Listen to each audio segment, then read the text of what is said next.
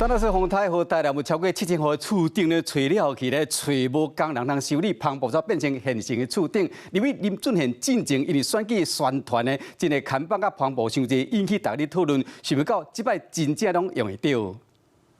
甲选举宣传的布棚拆落来，民进党立委林俊宪要甲因送去灾区。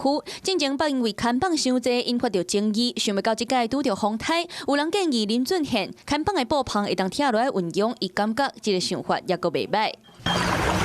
这个风台严重影响台南。根据统计，到昨为止，大约有7600外户的厝顶是全掀也是半掀，等工人来修理，唔知要等到当时，布棚就正做便利应急厝顶。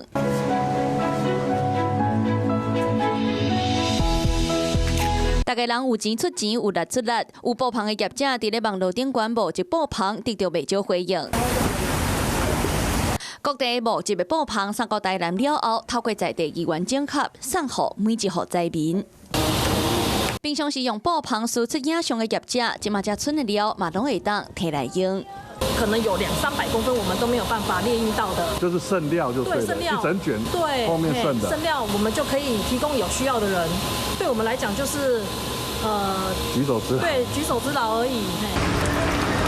就算无货车，使自用车来家己搬，会当送几件就几件。继续在募集为了广告看板，因为那个看板会比较厚，啊，可以遮蔽屋顶，会比较好用这样子。 伫咧这个时阵，各界无分你我，帮助灾民渡过难关，成做因上界安定的力量。Hello， 我是蒋欣梅。想要抢先掌握最及时的新闻资讯吗？赶快订阅、按赞、开启小铃铛，锁定华视新闻 YouTube 频道。